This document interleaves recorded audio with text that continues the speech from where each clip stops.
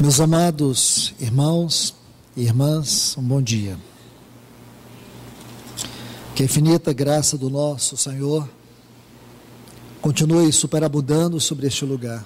Deixe-me compartilhar uma palavra com vocês, apenas quero colocá-la em forma de introdução. Se o Senhor permitir, em outras oportunidades, nós poderemos avançar. Mas hoje, quero apenas fazer uma pequena introdução. Está aqui em 2 Reis, capítulo 22. Este capítulo trata daquela grande reforma realizada pelo rei Josias. E nesta reforma nós sabemos que algo fundamental foi o ponto de partida para que esta obra começasse. Na verdade, o rei Josias, ele só começou a reforma. A conclusão dessa reforma se dá com Esdras e Neemias. Por isso é muito importante você fazer essa conexão aqui do reinado de Josias com a obra de Esdras e Neemias. Vamos primeiro olhar esse pano de fundo, para que depois nós possamos avançar para o Novo Testamento. Por quê, irmãos? Porque o Antigo Testamento é uma sombra, é uma tipologia das doutrinas e das verdades espirituais do Novo Testamento. Isso não quer dizer que, por ser uma sombra, por ser uma tipologia, perde-se na essência da revelação, da aplicação, de maneira alguma. O Antigo Testamento, mesmo sendo uma sombra, mesmo sendo uma tipologia da realidade do Novo Testamento, isso não diminui a sua inspiração, não diminui o seu caráter, o seu valor, o seu poder. Então nós podemos ver nessas histórias fundamentos importantes da vida prática e da doutrina no Novo Testamento. Nós vamos ler apenas um acontecimento, algo que realmente aconteceu. E o Senhor nos dá essa história para que dela nós venhamos extrair a vida, a revelação, a aplicação. O encargo do Senhor no meu coração é tratar ainda sobre esse assunto de apostasia. E nós precisamos retornar para o Senhor. Precisamos entender como Deus fará e promoverá um grande avivamento no meio do seu povo. Porque nós estamos vivendo, irmãos, uma triste, uma terrível apostasia. A igreja está doente, a igreja está na UTI. Nós estamos vivendo um evangelho de aparência. Falo isso de maneira geral. Nas últimas mensagens eu tentei mostrar para os irmãos a diferença de ser crente, de ser evangélico e de ser cristão. A diferença de quem serve a Deus e de quem não serve. Como, irmão, nós podemos ver ainda sinais evidentes disso. E nós vamos agora poder ver um dos pontos, posso dizer, nevrálgico dessa situação. É o abandono e o desprezo à palavra de Deus. Não há nada que caracterize a apostasia espiritual de uma igreja ou de uma pessoa do que o desprezo e o abandono da palavra. Você pode pegar a sua Bíblia como livro, guardar na sua casa, no seu quarto. Você pode até ler ela de vez em quando. Você pode até tirar a poeirinha dela, limpar ela. Mas eu ainda quero te falar, isso não representa nada. Se você não conhece bem o que é esta palavra. De fato é um livro. De fato é um livro. Mas você conhece, biblicamente falando, o que significa o termo palavra de Deus? Quando você entende isso, você nunca vai ler este livro e nem vai tratar este livro de maneira qualquer. Você não vai tratar ele de maneira religiosa, nem meramente literária. Porque este livro, ele nos foi dado não para que nós apenas leiamos, mas para que esse livro nos leia, para que Deus, por meio desse livro, se revele. O assunto palavra de Deus no Novo Testamento começando pelos ensinos de Cristo e dos apóstolos, é algo tremendo. Porque o nosso Senhor Jesus, ele foi nos dado como uma palavra encarnada. Então, quando você estuda o Antigo Testamento, você tem a palavra dada. Deus deu a lei, Deus deu os mandamentos. Tudo isso constitui o assunto palavra de Deus. Ninguém poderá interpretar a palavra de Deus sem uma revelação da mente, do caráter e do propósito de Deus. Seminário não te ajuda nisso. Você pode ler os maiores pensadores cristãos, não vão te ajudar se você pessoalmente não conseguir tocar Deus. Você pode ser um grande leitor da Bíblia e pode também ser uma pessoa apostata. Pode espiritualmente estar morto. Pode ser um crente, um evangélico, porque crente e evangélico, eles leem a Bíblia. Eles só não têm força para praticar a Bíblia. O grande segredo da palavra de Deus é conhecer o seu autor em primeiro lugar. Não conhecer regras de hermenêutica. O assunto palavra de Deus é sério. Então, no Antigo Testamento nós temos a palavra dada. Deus deu sua palavra, lá no Monte Sinai. Durante 3 anos, Deus deu sua palavra. Ela vem em forma de lei, ela vem em forma de princípios, que tinha a ver com a conduta do povo, tinha a ver com o relacionamento do povo com Deus, e também tinha a ver do relacionamento do povo entre eles, e também com todas as esferas da sociedade, porque a palavra tem que governar tudo na nossa vida. Então não adianta você tentar cumprir os 10 mandamentos, primeiro que você não vai conseguir, porque o desejo de Deus, os 10 mandamentos, não era levar o homem a cumprir a lei, mas era revelar o caráter pecaminoso do próprio homem. A lei veio para revelar a incapacidade do homem, porque este é o propósito da palavra de Deus. Ela é luz que acende nas trevas do nosso coração. Ela é a lâmpada para os nossos pés que nos leva a caminhar. Então, quando você vê, no Antigo Testamento, a palavra foi dada, mas quando você abre os evangelhos, a palavra foi encarnada. Então agora nós temos a palavra encarnada, na pessoa do Senhor. Aqui nós precisamos concentrar com todas as nossas forças, tudo que o Senhor Jesus ensinou sobre a palavra. Se o Senhor nos permitir, nós faremos isso. Em algumas passagens, algumas porções dos seus ensinos, baseado em Mateus 7, Mateus 13, talvez em outros lugares, para que nós vejamos o verdadeiro sentido da palavra, agora a palavra encarnada, na pessoa e no ministério de Cristo. E depois nós vamos não apenas ver a palavra encarnada, mas vamos ver também a carta, aonde essa palavra está.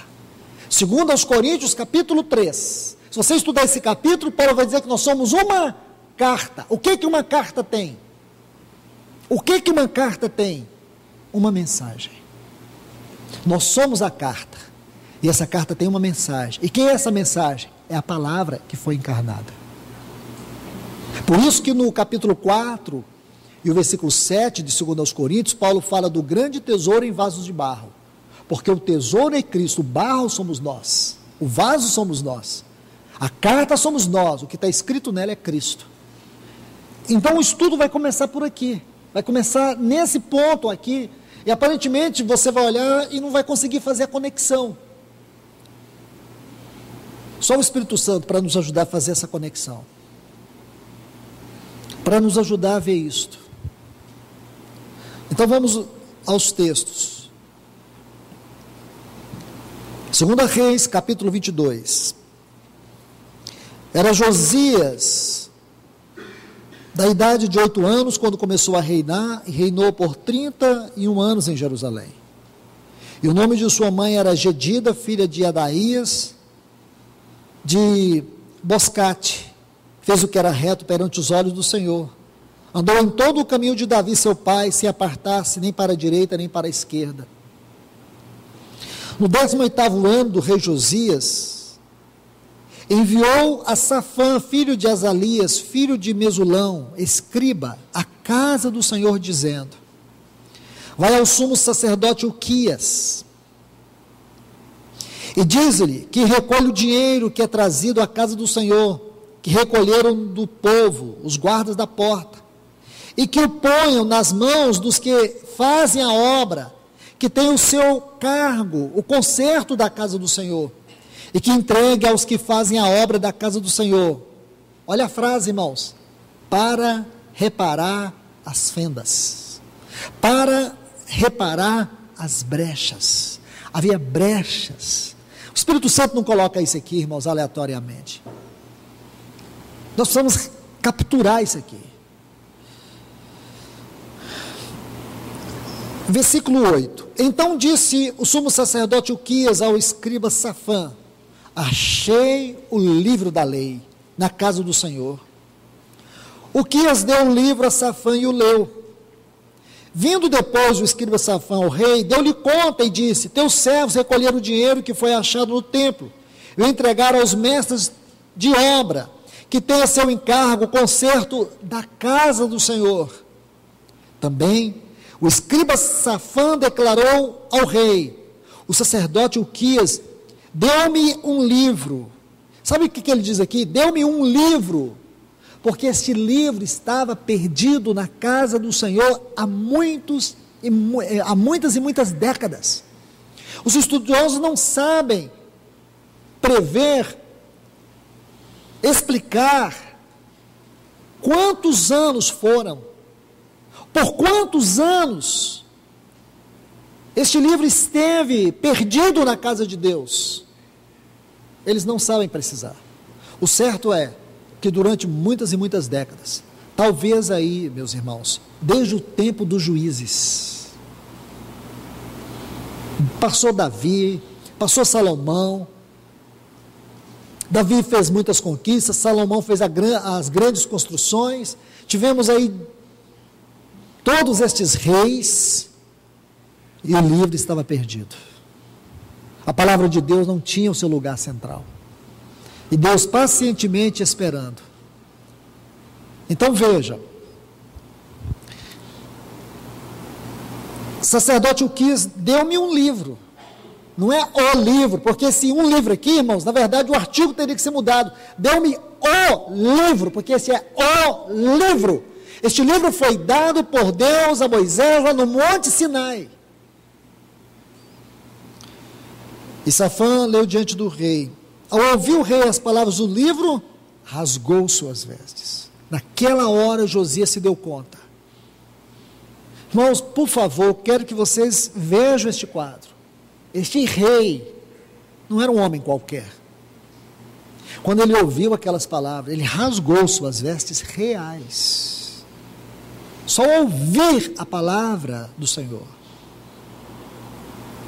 Depois o rei ordenou ao sacerdote Uquias, a Aicão, filho de Safã, Aquibô, filho de Micaías, o escrivão Safã e Asaías, servo do rei, dizendo: ide, perguntai ao Senhor por mim, e pelo povo, e por todo Judá, acerca das palavras deste livro que foi achado, porque grande é a ira do Senhor que se acendeu contra nós, visto que nossos pais não escutaram as palavras deste livro para fazer conforme tudo que nele foi escrito.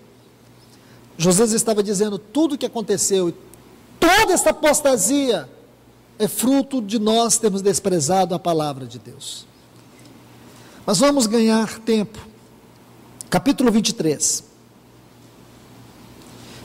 E eu encorajo, irmãos, deixe-me fazer um pedido a vocês, por favor, considere isto. Leia todo esse capítulo 22, todo o 23, por favor, façam isso essa semana. Leiam e deixe Deus falar, Deus te mostrar o quadro. Então vamos ao capítulo 23. Então o rei mandou reunir-se com todos os anciãos de Judá e Jerusalém. Subiu o rei à casa do Senhor com todos os varões de Judá, com todos os moradores de Jerusalém, com todos os sacerdotes e profetas, e com todo o povo, desde o menor ao maior. E leu, ouvindo eles todas as palavras do livro da aliança, que foram achados na casa do Senhor. O rei, pondo-se em pé junto à coluna, fez aliança diante do Senhor, de que seguiriam o Senhor e guardariam seus mandamentos, seus testemunhos, seus estatutos, de todo o coração, com toda a sua alma, e que cumpririam as palavras da aliança que estavam escritas naquele livro, e todo o povo confirmou o pacto. Deixe-me dizer, irmão, Jeremias já era profeta aqui há 5 anos, nesse tempo aqui Jeremias já era profeta. Sabe como que Jeremias olhava para isso, irmãos? Vendo o povo dizendo, sim, Senhor, ele fazia isso, ó. Baixava a cabeça, porque Jeremias sabia que o povo não estava se voltando de todo o coração para o Senhor. Josias sim, o povo não. Se você ler desde o versículo 4, você vai ver todas as reformas que Josias empreendeu. No versículo 21, aqui deste capítulo 23, diz: então o rei ordenou todo o povo, dizendo, celebrai a Páscoa do Senhor, vosso Deus, conforme o que está escrito neste livro da aliança. Não se celebrava a Páscoa desde o tempo que os juízes governavam. Imagine, olha o versículo 25, não houve outro rei antes dele que se convertesse ao Senhor de todo o coração, de toda a sua alma, de todas as suas forças, conforme a lei de Moisés, conforme a palavra, nem depois dele nasceu outro igual. Esse era o Josias, o homem que se importou com a palavra de Deus. Você tem aqui nessas porções de textos o quadro que revela a realidade espiritual daquele tempo. Que tristeza, irmãos.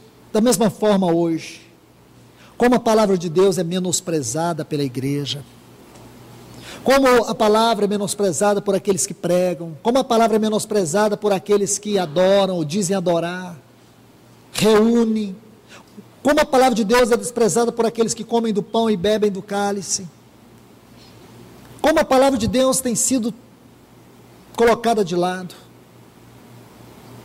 Nós temos que olhar para isso com todo temor, meus irmãos. O tempo que nós temos gastado não é em ler a palavra, é em receber a palavra. Nós não temos nos preocupado em receber a palavra, nós temos preocupado em ler a palavra. O desejo de Deus não é que você leia a palavra, é que essa palavra leia você, é que essa palavra penetre em você, que ela seja vida em você. Então, ler a palavra é muito mais do que adquirir conhecimento da sua história, do que está escrito. Você pode até dizer que é um livro feito por uma editora qualquer. Alguns detêm os direitos sobre este livro. Nós, irmãos, jamais podemos considerar essas coisas. Deus, de alguma forma, permitiu que isso fosse feito dessa maneira, e também que homens escrevessem esta palavra, inspirados pelo Espírito de Deus, e ela chegou até nós. E Deus fala por meio dela, Deus se revela por meio dela. Alguma coisa pode ter se perdido, possivelmente, mas eu digo para você, a inspiração é a mesma. E o mais importante dessa palavra, não é simplesmente o que está escrito, é o quanto daquilo que está escrito Deus pode transcender, se elevar, aprofundar, penetrar, falar no nosso coração. Porque senão ela é apenas um livro obsoleto, arcaico, um livro com lindas histórias, um livro atraente, um livro religioso, um livro qualquer. É muito mais do que isso, irmãos, é muito mais do que isso. A frieza e a decadência espiritual dos nossos dias é porque essa palavra tem sido desprezada, ela tem sido colocada de lado, ela está jogada, não é o livro em si. Não estou falando do livro, talvez o livro tenha um lugar muito especial na sua casa. Eu quero saber se o falar dele tem um lugar especial no teu coração. Nós não precisaríamos de consultórios de psicologia se esse livro fosse vida dentro de nós. Nós não precisaríamos de que pessoas controlassem ou indicassem como cuidar das nossas emoções se este livro fosse vida dentro de nós. Nós somos péssimos gestores das nossas emoções. E um dos grandes problemas, porque nós gerimos mal as nossas emoções, é porque este livro não tem sido a lâmpada, não tem sido a luz, não tem sido a espada dentro de nós. Não é decorar textos, não é decorar livros. Eu sempre repudio este tratamento intelectual da palavra. Jesus não tinha uma Bíblia, Jesus não andava com a lei para cima e para baixo, ele tinha a realidade da palavra, porque ele era a palavra encarnada. Veja, Deus quis que a sua palavra, o seu logos, o seu verbo fosse encarnado. Agora, a palavra tem um caráter pessoal em Cristo Jesus. E por que, irmãos? Eu pergunto mais uma vez, por que Deus quis que a palavra tivesse um caráter pessoal? João diz assim, no princípio era a palavra era Deus. Veja, Deus é a palavra. Então, este livro aqui tem a ver com essa palavra, com este logos eterno.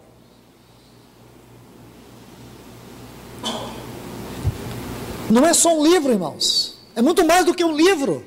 É que esse livro nos leva à palavra viva, é que esse livro nos eleva a uma realidade maior. Este livro é o único livro que dá esperança. Sem a esperança ninguém vive. Uma pessoa que vive sem esperança já está morta, porque qual é o final dela? O que significa a vida dela? É uma vida dos epicureus, elas comem, bebem para morrer. Tem sentido. Esse livro não. Esse livro dá esperança. Não é uma palavra antiga, é uma palavra eterna. Mas é um livro.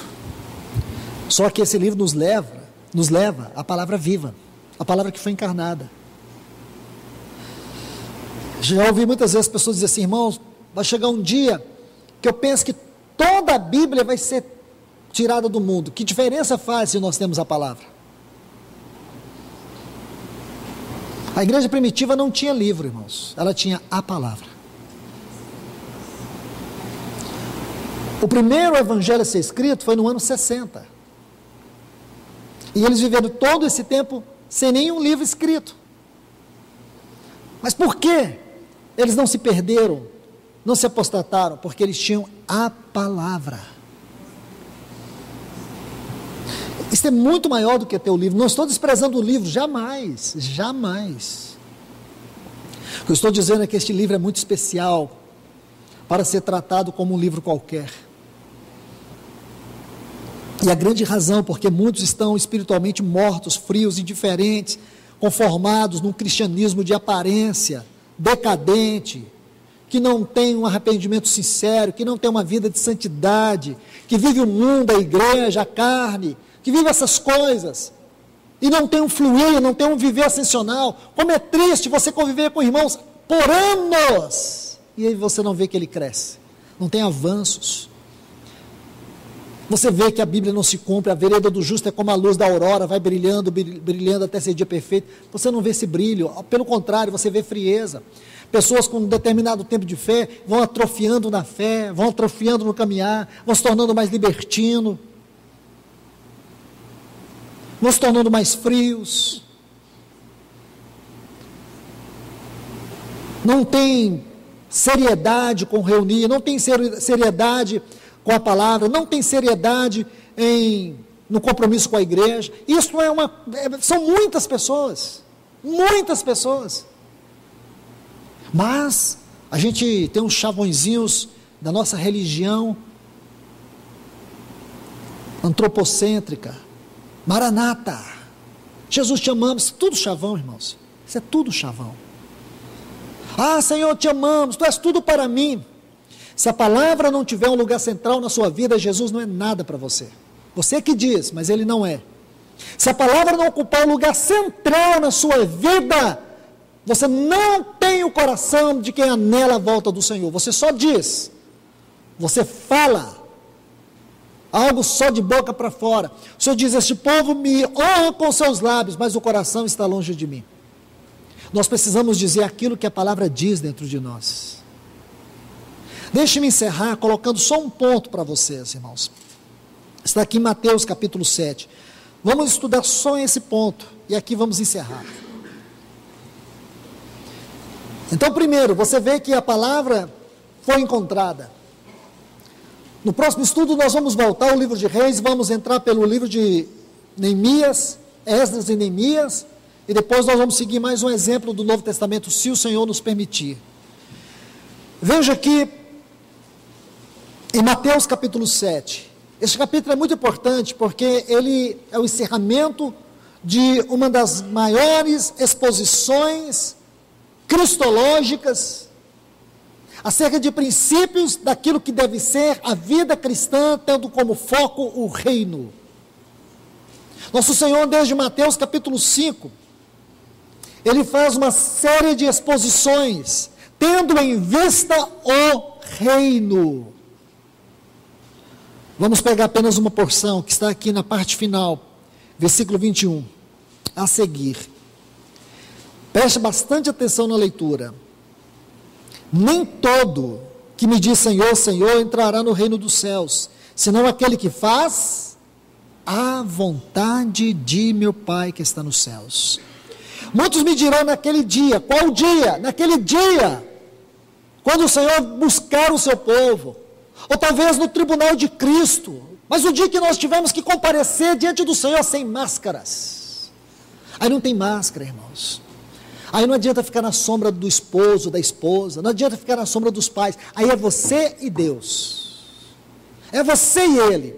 Aí não tem mais jurisprudência, não tem mais advogado. Agora você está diante do juiz. Não é para ser julgado, é a sentença. É para ouvir a sentença.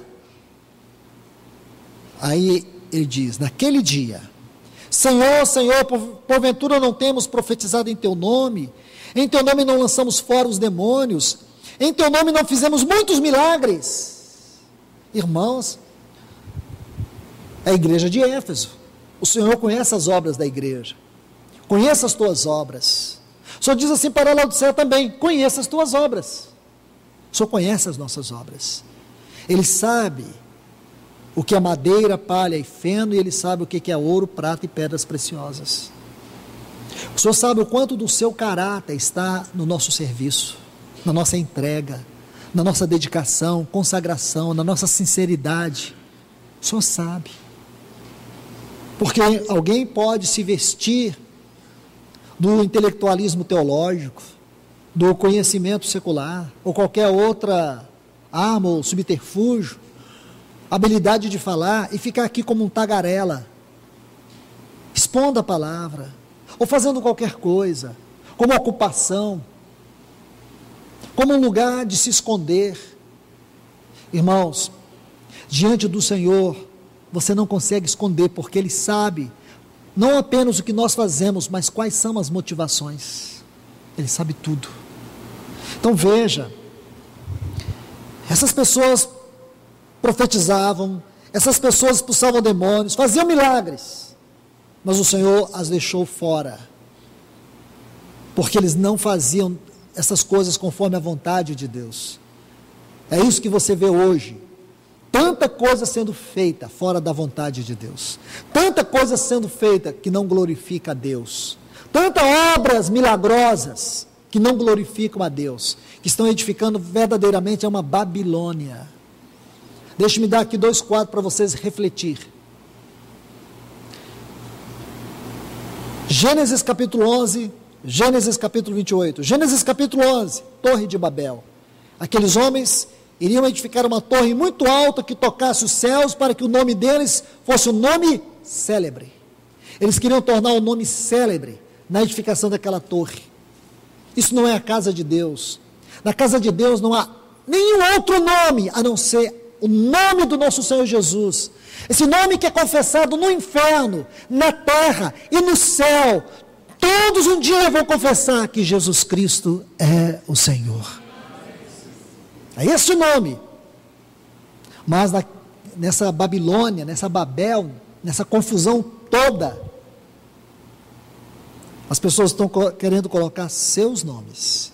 Agora veja Betel, veja a diferença de Babel e Betel, veja o paradoxo. Em Betel tinha um homem, estava ali fugindo, perdido. Mas ele dorme, ele tem um sonho. Esse sonho é uma visão, e ele vê uma escada que toca os céus na terra. Ele vê que o Senhor está no alto dela. Ele fica assombrado, ele vê que aquele lugar é a casa de Deus, é a porta dos céus. Irmãos, então você vê, na Torre de Babel eles queriam colocar o nome deles no alto, mas na casa de Deus é o Senhor que está sendo glorificado sobre ela. Não é o homem tentando construir, porque isso é religião. A palavra religião vem do latim religare, que significa o homem tentando se ligar a Deus.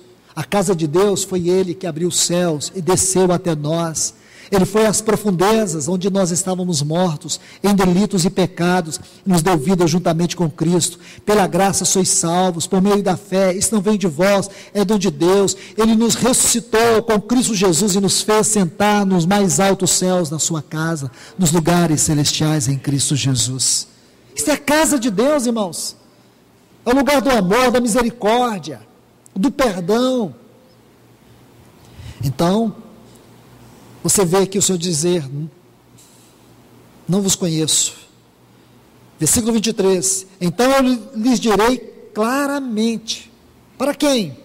Para esses que profetizaram, expulsaram demônios, fizeram muitos milagres. O Senhor vai dizer para eles claramente, nunca vos conheci. Apartai-vos de mim, os que praticam iniquidade. A palavra iniquidade aqui significa quebra de princípio. Esses homens, essas pessoas que profetizavam, expulsavam demônios, faziam milagres, eles quebraram um princípio. Agora o nosso Senhor, que é a verdade por excelência, é o mestre dos mestres, Ele vai colocar alguns pontos que nós precisamos para entender essa primeira porção. Versículo 24, observe o que ele diz aqui, todo aquele, veja a conexão com o versículo 21, nem todo, veja, nem todo que me diz Senhor, Senhor, agora ele vai dizer todo aquele, pois que ouve minhas palavras e as coloca em prática. O que significa ouvir as palavras e colocar em prática? Vamos voltar para a porção anterior. Ele diz, nem todo que me diz Senhor, Senhor entrarão no reino dos céus, mas aqueles que fazem a vontade de meu Pai. Quem vai entrar no reino? Quem participará com Ele do seu reino? Escute-me, pequeno parênteses, reino de Deus. Nós temos 3 fases desse reino, de maneira simples, a fase presente, a fase futura e a fase eterna. Preste atenção nisso, irmãos. Lucas capítulo 11, Lucas capítulo 17, você lê esse capítulo, você vai encontrar 2 referências sobre o reino de Deus, que este reino está dentro em nós, que este reino é alcançado por esforço. Essa é a esfera presente. O reino está dentro de nós. Esse reino agora veio. Nosso Senhor Jesus inaugurou o tempo do reino na sua esfera presente, quando Ele veio pregando o evangelho do reino. Agora nós temos o reino de Deus, o governo de Deus, os céus e a terra. Tudo isso compõe a esfera presente do reino de Deus, a obra do Espírito Santo, os ministérios constituídos por Deus, os dons do Espírito Santo, tudo isso tem a ver com a obra do reino de Deus na terra. Existe um reino em curso aqui nessa terra, ele foi confiado à igreja. A igreja está aqui para manifestar o reino de Deus, a autoridade de Deus, os princípios divinos, o caráter de Deus, o testemunho de Deus, a autoridade de Deus, e a porta do inferno não pode prevalecer contra ela. Este é o tempo presente. Mas haverá o tempo futuro. Apocalipse capítulo 20, a partir do versículo 6. É aquilo que muitos chamam de milênio, onde Cristo vai estabelecer o seu reino na terra. Durante 1000 anos ele vai governar. E quem vai governar com ele? Lucas 17 vai te mostrar isso. Muitos receberão autoridades sobre determinadas nações, algumas esferas, outros mais, outros menos. Sede fiel no pouco, sobre o muito te colocarei. Então muitos vão receber reino, irmãos. Salvação você recebe quando você crê. Quando você crê, seu espírito é salvo. Agora o reino é um processo, tem a ver com a nossa fidelidade, tem a ver com o nosso serviço. Compreende? E muitos vão reinar com o nosso Senhor. Durante 1000 anos, eles serão o rei, os reis dessa terra. E Cristo, o Rei dos Reis. Haverá um homem corporativo, perfeito. Toda a terra se encherá do conhecimento e da glória do Senhor durante 1000 anos. Satanás será preso, aprisionado, o anticristo, a besta, o falso profeta, tudo será extirpado, extinguido dessa terra. Ao final haverá uma insurreição global, Satanás será solto. Novamente, como ele fez lá no Jardim do Éden, ele virá e enganará muitos contra Cristo e a cidade santa. Aí o Senhor virá para poder sentenciar eternamente ele e todos aqueles que lhe seguirem. Aí nós teremos a última fase do reino, capítulo 21 e o capítulo 22 de Apocalipse, a Nova Jerusalém. Assuntos gloriosos, mas é apenas um parênteses. Reino. É o que o Senhor está falando aqui. Todo aquele, pois, que ouve minhas palavras e as coloca em prática, é comparado a um homem prudente que edificou sua casa sobre a rocha. O Senhor Jesus disse que não entrarão no reino somente aqueles que fazem a vontade do Pai. O que é fazer a vontade do Pai? Aqui está, irmãos, colocar em prática a palavra de Deus. Colocar em prática a palavra de Deus é fazer a vontade de Deus.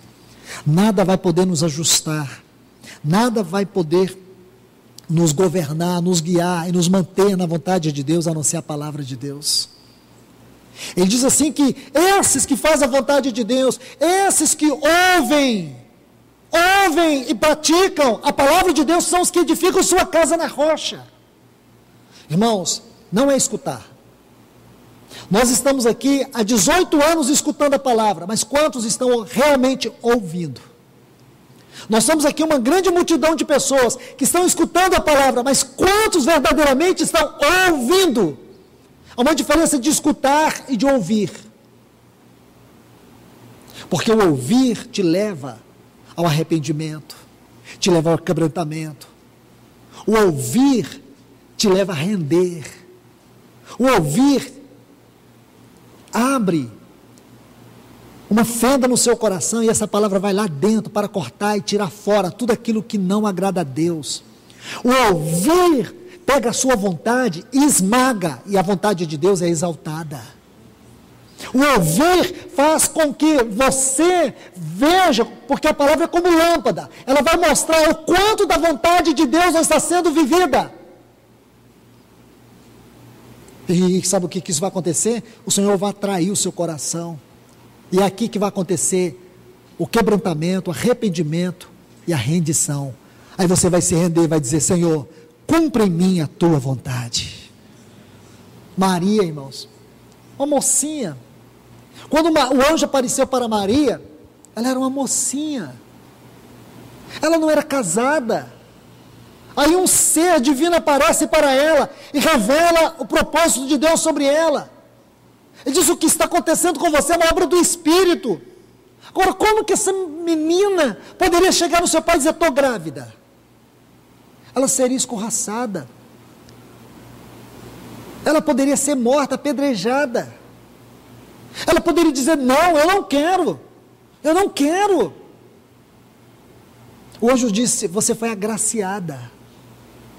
Em você está o ente divino. Mas Maria creu. Ela poderia ser abandonada pelo seu noivo. Ela poderia ser discriminada por todos naquele tempo. Porque, irmãos, naquele tempo de Maria, era um grupo pequenininho. Talvez em torno de 8 pessoas que tinham um coração piedoso. No mais, tudo era apostasia. Ela poderia se esconder nessa multidão e dizer: não, Senhor, é o meu fim. Eles não vão me poupar. Mas ela não, irmãos. Ela teve a ousadia, aquela mocinha, teve a coragem de poder dizer: em mim está sendo gerado o Filho de Deus. O Cristo prometido está aqui. Imagina, José não pôde tocá-la enquanto aquele ente não nascesse. Ela se guardou, ela se preservou, para que a vontade de Deus se cumprisse na vida dela. Irmãos, quantos riscos nós estamos dispostos a correr para vivermos a vontade de Deus? Geralmente, nenhum. Geralmente as pessoas não correm risco para poder agradar a Deus. Geralmente dentro desse contexto social, mundano, que muitos cristãos estão vivendo, irmãos, eles preferem perder a vontade de Deus do que perder o seu prazer. Eles preferem perder a vontade de Deus, negligenciar a palavra de Deus, do que ser conhecido no seu trabalho como uma lâmpada, como uma luz. Eles preferem ser o sal que não salga, do que fazer diferença onde eles trabalham, na escola onde estudam. Porque tudo se resume, irmãos, em religião. Tudo se resume numa Babel. É você saber orar, é você saber cantar e frequentar as reuniões quando der. Isso aqui não é um clube social, isso aqui não é uma associação de bairro. Isso aqui é uma reunião séria, uma reunião na qual eu creio, e muitos creem que há um céu aberto sobre este lugar.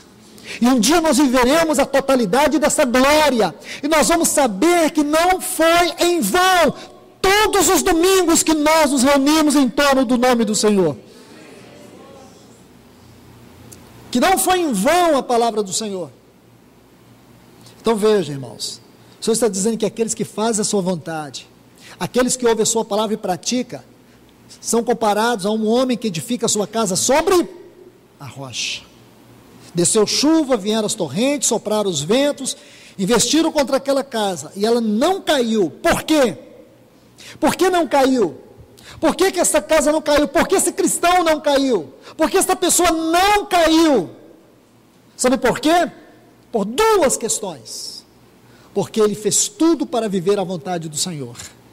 E como foi isto? Está aqui no versículo 24. Ele colocou em prática a palavra. Colocar em prática a palavra é viver a vontade de Deus. Viver a vontade de Deus é edificar a vida sobre a rocha. Ninguém vai te derrubar. Pode vir vento, pode vir tempestade. Porque tem cristãos aí que estão negando o testemunho por quinquilharias, desviando, irmãos, por coisas pequenas.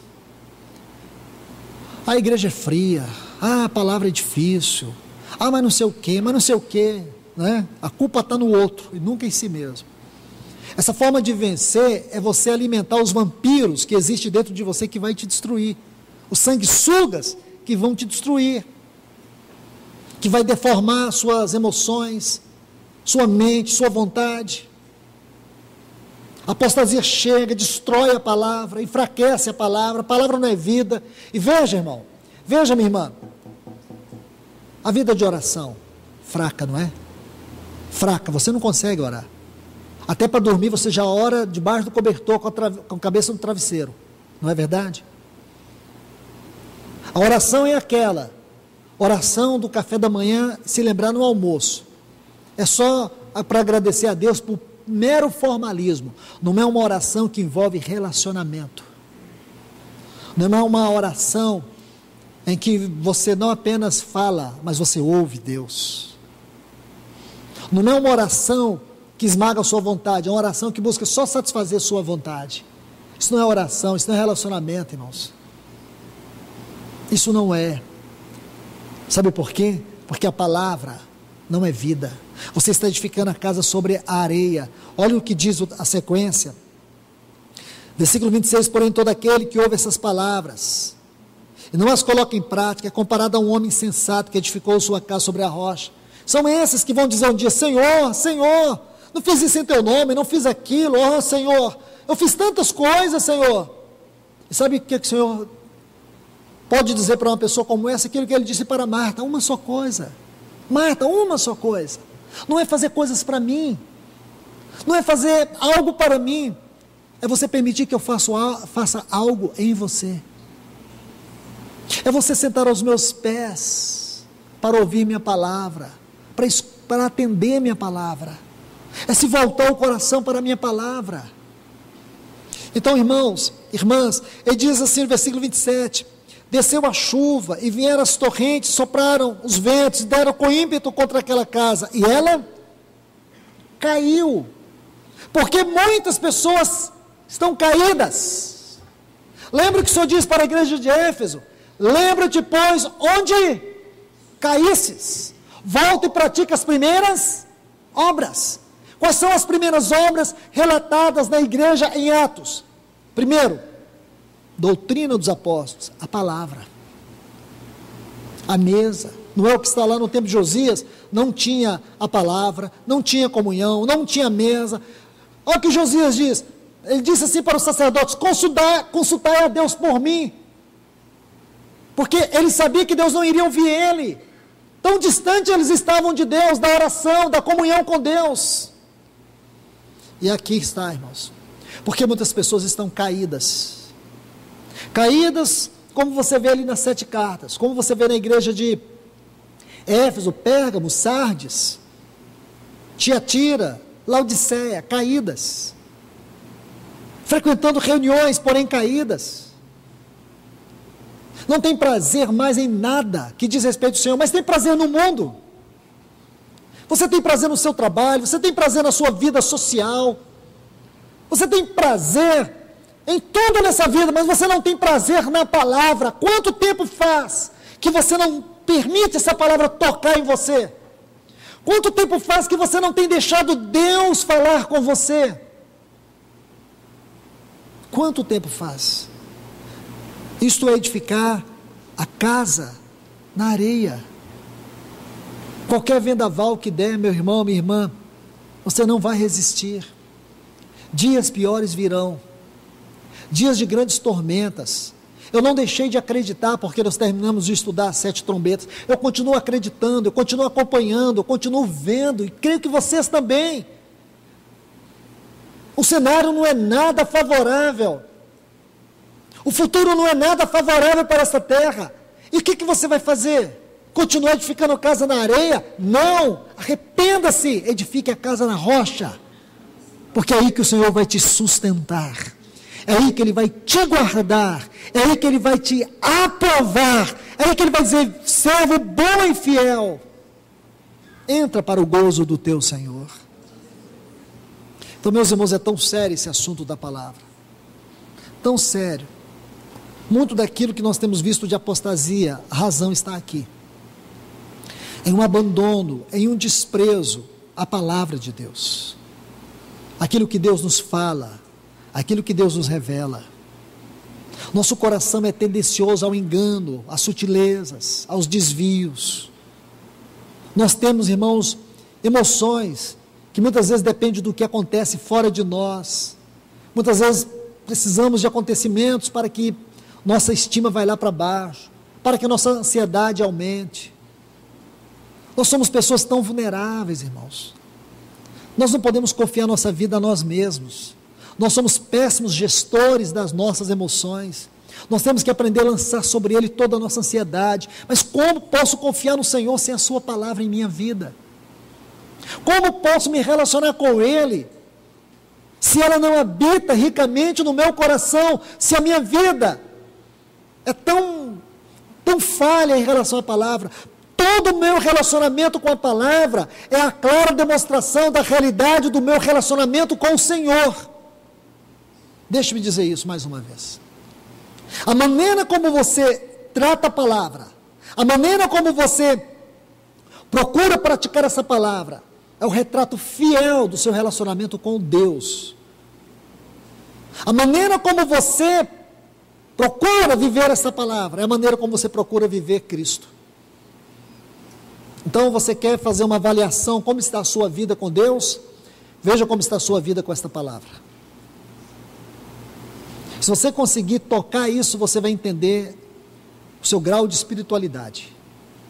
Você vai conseguir entender como é que Deus está te vendo e como é que você está tocando Deus. O seu relacionamento com Deus é medido pelo relacionamento que você tem com essa palavra. É esporádico? É superficial? Porque muita gente diz: irmão, eu tenho muita dificuldade de entender a Bíblia. Esse livro aqui não é para ser entendido. Esse livro aqui não é para nós entender ele. Porque realmente é um livro muito difícil. Mas graças a Deus Ele nos deu o Espírito Santo. E esse Espírito aqui, Ele nos leva às profundezas deste livro. Nós não precisamos de mestres, nós precisamos do Espírito Santo. Por isso que eu digo para vocês, é importante você permitir Deus falar com você. Ele só vai falar quando Ele vê que verdadeiramente você tem um coração sério com essa palavra.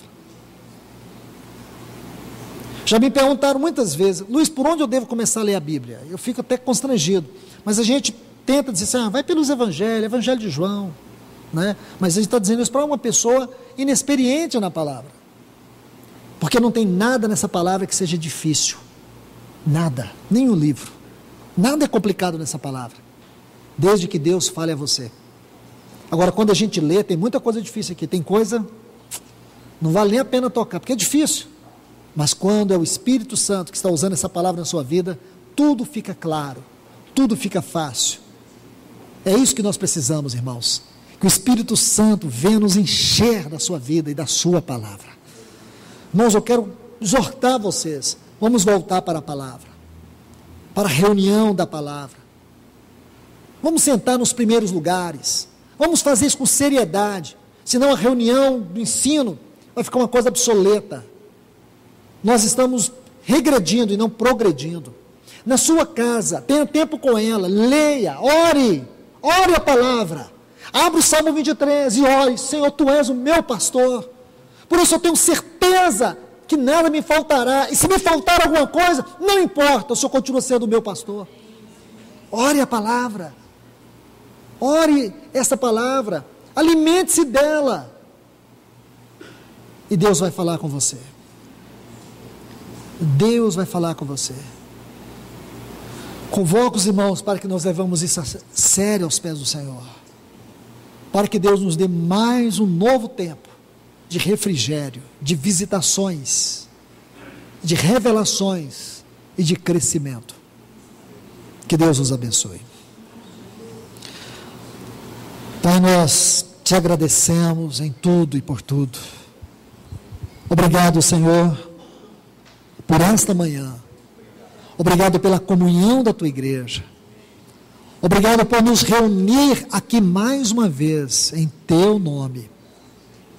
Bendito é o Teu nome, Senhor. Bendito é o Teu glorioso nome. Te pedimos que Teu Espírito Santo nos ajude quanto a esta palavra que foi ministrada. Senhor, não permita que nós sejamos meramente ouvintes. Leva-nos, Senhor, não apenas ouvir a Tua palavra de maneira superficial, mas que nós possamos atendê-la e, com a ajuda do Teu Espírito, a praticá-la, para que ela seja vida em nós, santidade em nós, poder em nós, uma espada em nós, luz em nós. Senhor, te pedimos, leva-nos a ter um relacionamento com essa palavra, onde venhamos te escutar, te ouvir e atender. Eu te peço, ó Deus, em nome de Jesus, abençoe o teu povo nesta manhã, em nome de Jesus, amém.